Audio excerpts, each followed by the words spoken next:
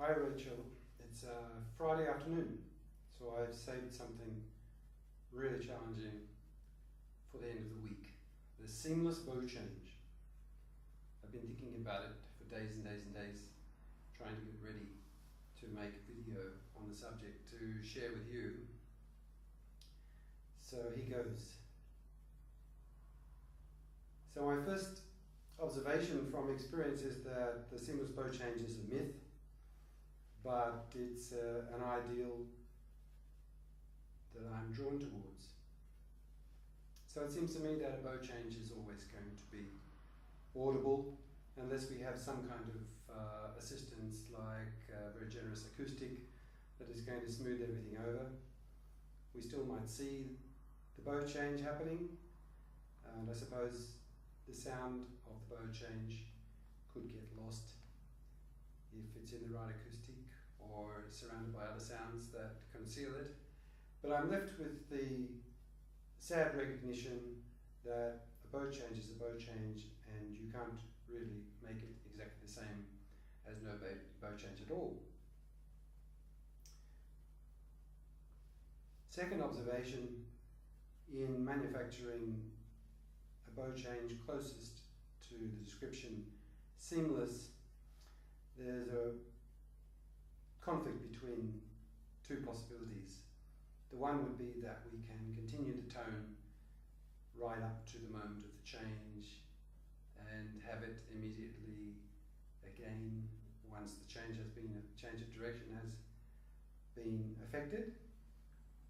This would be not just a matter of getting through the moment of the bows stopping with a certain efficiency, but it would also be a matter of sustaining the bow pressure constantly, like this.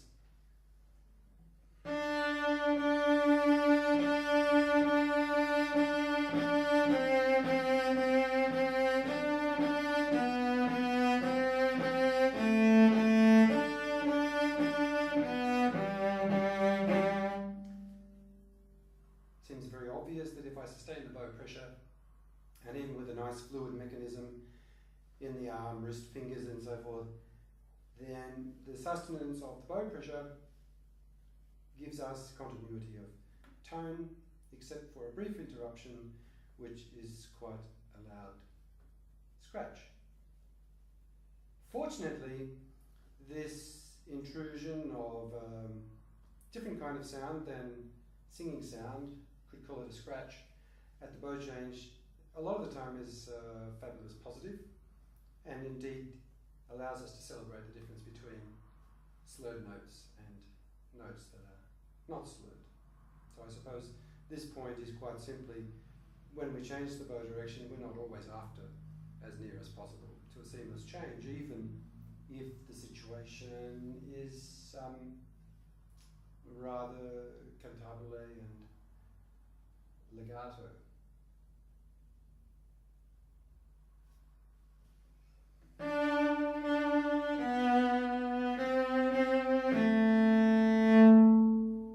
Sounds great with a little bit of scratch.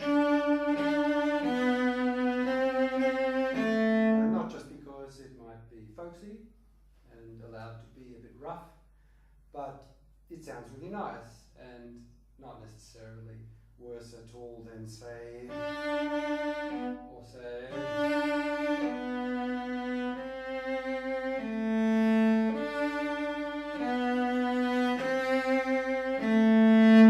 Just different. So the one possibility would be to get the scratch, and that would be achieved through constant bow pressure, say. Or we can lessen the bow pressure around the moment of the change, and we might more or less lose the scratch.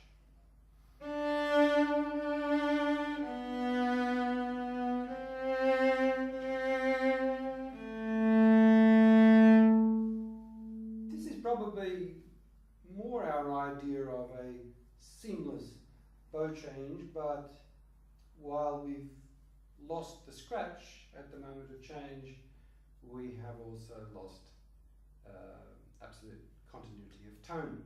So there it is, the friction, the war, it's about, you can either have constancy of bow pressure and tone and a scratch, or you can lessen the bow pressure around the time of the change, the constancy of the tone is, shall we say, damaged, but you have little or no scratch to listen to. Next topic occurs to me is mechanical means. Absolutely fascinating in my opinion, how to negotiate this business of the bow change. I've been deliberately picking changes near the heel because they're very important to string players. They're the ones that tend to be lumpy and inefficient very easily, and also because I think I can fit myself onto the screen better there. Inevitably, I have to think about all of these smaller and larger, mostly little movements that are going on in my fingers and the wrist, and familiar topics arise like what is acting and what is being acted upon. Well, especially that topic interests me a lot. I'm aware that some of the colleagues are sometimes determined about sophisticated add-ons to bow changing, like the making of circles, arcs, of changing the amount of bow hair, of bowing at different angles either side of the change, and so forth. And interestingly, I, sometimes capable of reasonably esoteric wondering, at this stage of my life, early 60s, I have settled on trying to straight line as well as I can. Still quite a big challenge because I can see that the tip of the bow wanders and the angle isn't always perfect, but still the intention would be to negotiate the change without meaning to alter this angle or that plane or this contact point. Quite a strict discipline, really.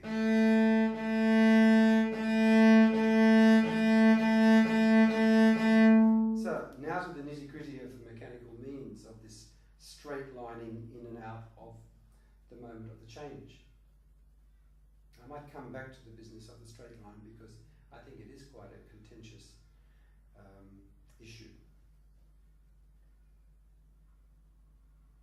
I think for the seamless bow change, the best concealed one that I'm after, it might be the case that I mean to leave out actions at the outer end of the system.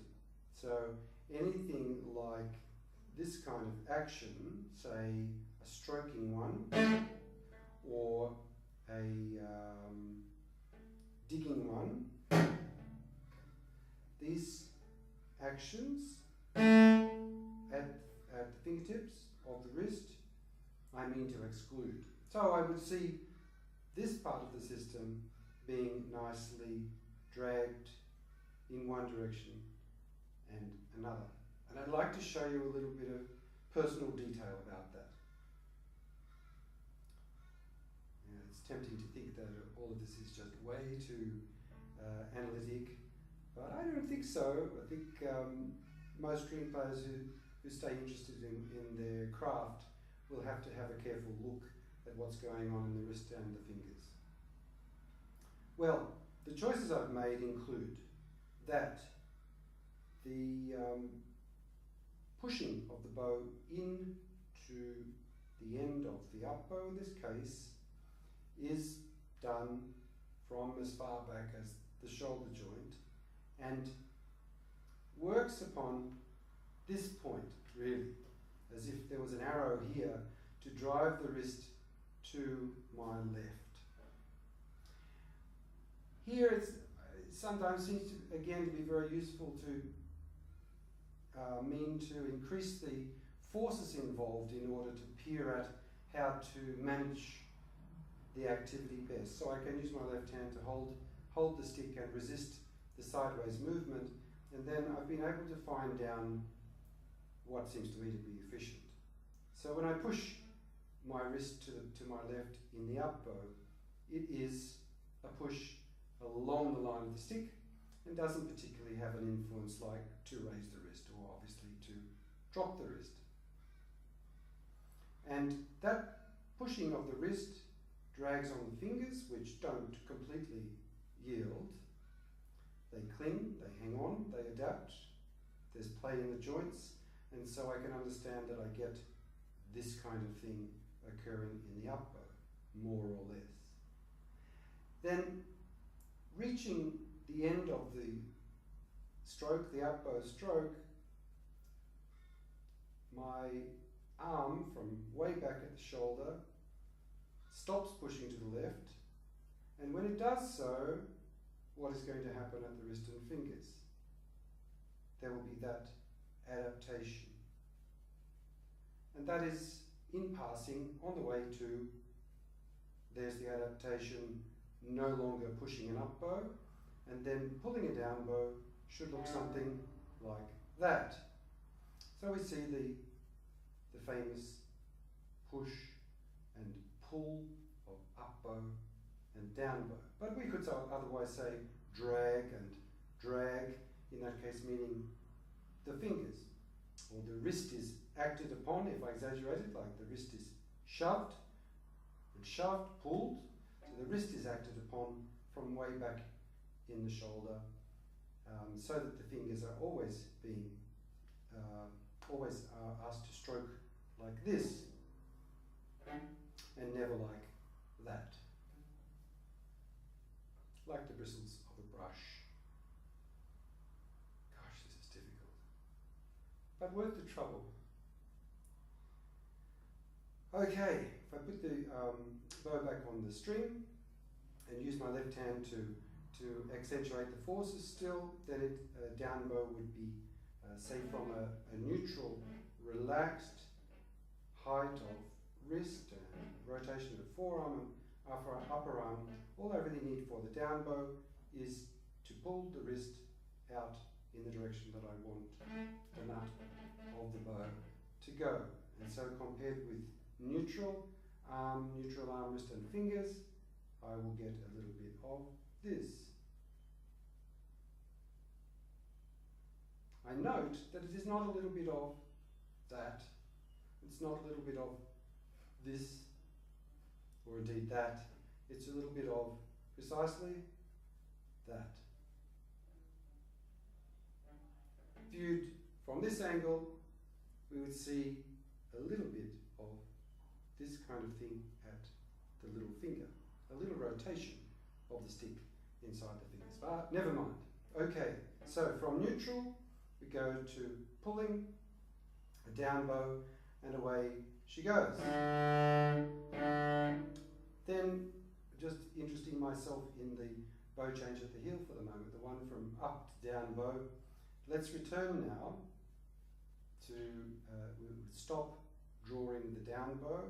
There would be a passing through neutral for the wrist and fingers, and then a pushing on the wrist towards the left, which would look like this. So we would see this kind of adjustment, more or less. Come back to that in a minute.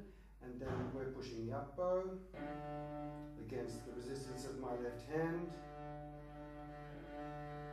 Stop pushing up bow, pull down bow.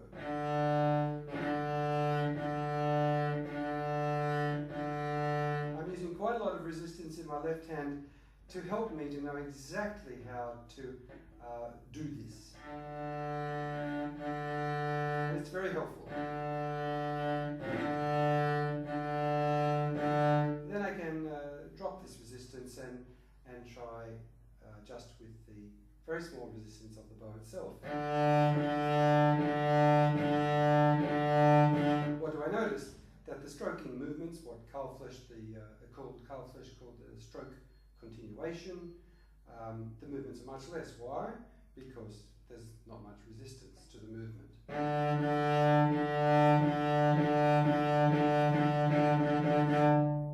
So, what all are the forces that are involved in influencing the stroke continuation, let's say its size.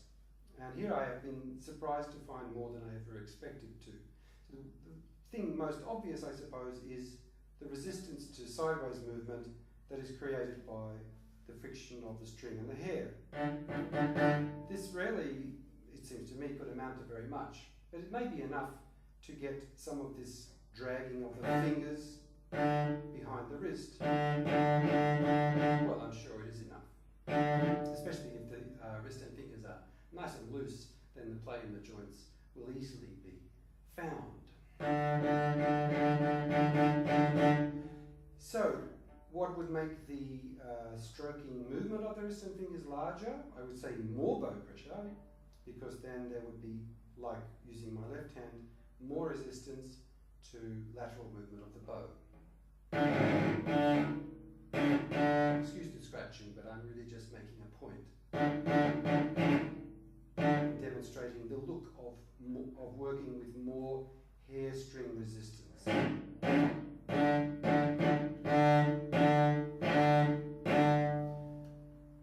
Done with aesthetic niceness, that could be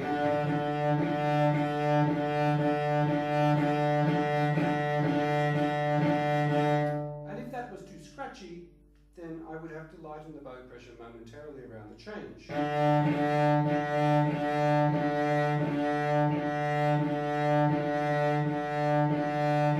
With a certain loss of tonal continuity. So the forces involved in the stroking movement and how large it is, how it looks. First of all, the resistance to movement at the string, the hair, sticky against the string. Second of all, the amount of bow pressure. So that will increase the resistance, and all things being equal, more bow pressure equals more dragging of the fingers. So what happens if the bow pressure is released around the moment of the change? We should see this adjustment, watch closely, in the fingers. They actually, because I'm lifting my arm, the dragging effect felt while I am actually moving in up bow, that drag will cease to operate if I lift the bow pressure, particularly if I pick the bow off. So we would see that adjustment in the fingers because bow pressure has been altered.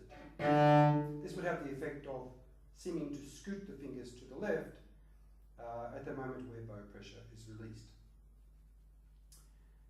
And the third and final factor seems obvious to include in all of this, and Flesch mentions it in his Art of the Violin, making an analogy with standing passages in a tram that is stopping. There would be the momentum of this somewhat floppy apparatus out here, which when it is thrown, as it were, on the end of the forearm, it's thrown, say, in the leftwards direction, the up bow direction, and when the arm reverses, there is a lag between that reversal in the arm and the actual reversal of the hand and fingers. But this will have a lot to do with the speed with which it's happening. So, all things being equal, we would expect to see a lot more stroke continuation, play in the fingers and the wrist when bow changes are coming in rapid alternation. So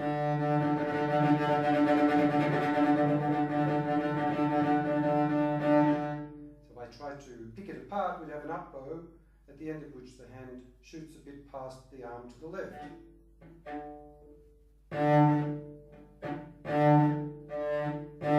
You can see the lag of the hand in stopping compared with the arm. But that would account for quite a large thing like this if the alternation of bows is rapid. So we would expect to see, all things being equal, less stroke continuation with slow alternations, and more with faster.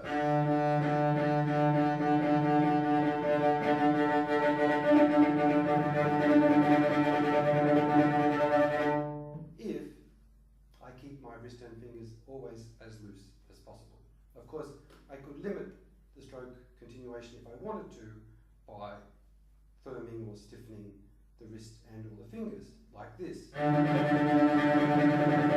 But this would quite readily look a little bit like less advanced string playing, I think. Gosh.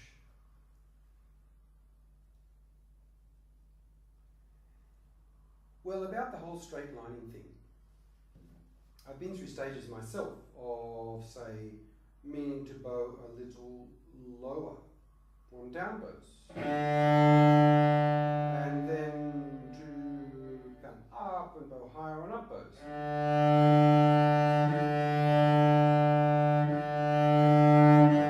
And I've tried things like changing the amount of hair at the tip, and I've tried also varying this angle around bow changes, perhaps by going, say, out and then back in, or vice versa. All exploring whether such curves or circles are important to me. And you know what I figured out so far? I went to such a lot of trouble to set up my basic bow arm, drawing a straight line, like so, that I don't feel inclined to change it because of bow changes. So I mean, I must always fail a little bit, I mean to come back in an up bow from the tip in the same path, on the same pathway that I chose in the down bow. So in finishing, let me say, why do I have no problem with the idea that, let's pick this place here, that the down bow finishes with it as if butting up against something gently and then retreating away from it. First of all, it seems to me quite sensible to agree that the bow slows down and stops and then starts up, speeds up and is going the other direction. I decided I can live with that. It doesn't mean that my whole body is moving and then stops, but it seems okay to accept that the end of the bow might do that. And the second reason I've already pointed to, that if I have the finest and sweetest use of all of these joints in the bow change mechanism, then like with good running or good walking, I could engage with a straight line like the ground and feel that I'm at all times moving fluidly. So my idea of the bow change is that the bow travels straight, but that my body, with sophistication, negotiates that straightness of the bow so that it feels, for the most part of my body, like a continuing movement.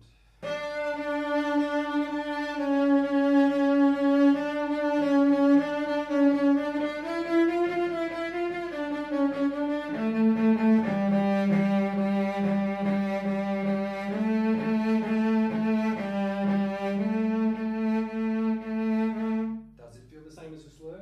Definitely not. But that's okay. It's nice to have slurs and other things that are not slurs.